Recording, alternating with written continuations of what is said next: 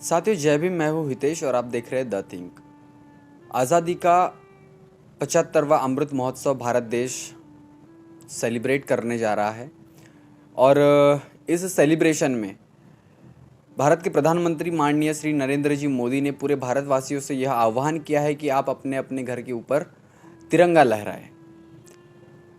मुझे इस बात से कोई दिक्कत नहीं है कि सभी भारतवासी अपने घर पर तिरंगा लहराए, लेकिन साथियों, जिस तिरंगे को मान सम्मान जितना मिलना चाहिए, क्या उस तिरंगे को लोग अपने घर पर फहराने के बाद में वो मान सम्मान मिलेगा? क्योंकि हम आज़ादी तो एक दिन का महोत्सव मनाते हैं, लेकिन उस तिरंगे की बाद में क्या हालत होती है, इस बात के ऊपर विचार करना बहुत ज़रूरी है। आज़ादी को 75 साल हो गए, लेकिन आज देश की स्थिति क्या बदल गई है? क्या आपको लगता है कि हम वाकई में आज़ाद हैं? अगर हम सरकार से सवाल पूछते हैं, अगर हम सरकार से रोज़ी रोटी के ऊपर बात करते हैं, अगर हम सरकार से महंगाई के ऊपर बात करते हैं, तो वो हमें देशद्रोही करार कर देने में कोई गिला शिकवा नहीं करते। वो हमारी इस बात को हमेशा भारत के सहिष्णु, भारत के विरोध में हमेशा बोलते हैं कि ये जो बात कर रहे हैं ये सिर्फ देशद्रोही है, जो कि भारत के रोज़गार के ऊपर बात करते हैं, भारत के संविधान के ऊपर बात करते हैं, लोगों के फंडामेंटल राइट्स के ऊपर बात करते हैं। अभी रिसेंटली राजस्थान में एक ऐसा किस्सा हुआ है कि एक टीचर के द्वारा जातीय मानसिकता को लेकर के एक बच्चे को इतना मारा गया, इतना पीटा गया, इतना प्रताड़ित कर दिया गया कि उसकी वहाँ पर ही मौत हो गई। तो हम किस मायने में भारत में आज़ाद है?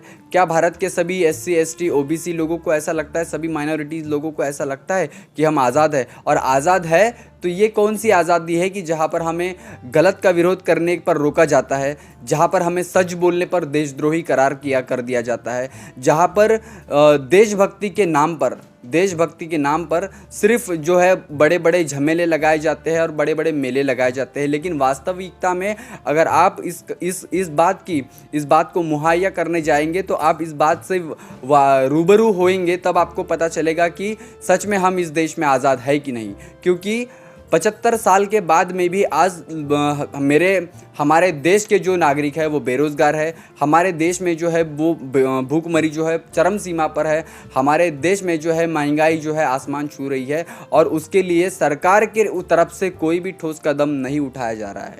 हर बार 26 जनवरी 15 अगस्त जब भी आता है, तब भी साथियों हमें देशभक्ति का डोज, देशभक्ति का इंजेक्शन देकर हमारे बेसिक मुद्दों से हमारी जो नज़र है वो हटाई जाती है और लोगों को इसी बातों में बरगलाया जाता है कि बस तुम आज़ादी का अमृत महोत्सव सेलिब्रेट करो, तुम रिपब्लिक डे सेलिब्रेट करो, और इसके बाद में जो देश में हो रहा है 365 दिन वो आंखें बंद करके देखते रहो। लेकिन साथियों, आज देश में महिला सुरक्षा की अगर हम बात करते हैं तो सही में आज दिल्ली के अंदर महिला सुरक्षा है। दिल्ली ही नहीं तो अभी तो पूरे भारत के अंदर, क्या आपको लगता है महिला सुरक्षा है?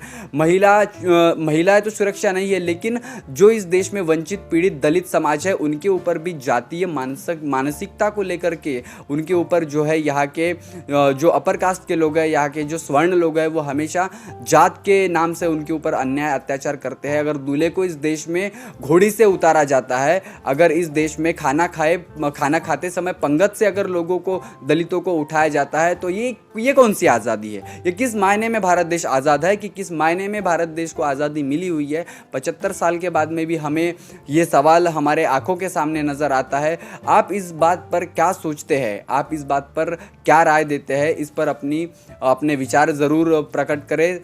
तब तक के लिए बने रहे द थिंक पर। जय हिंद, जय भारत।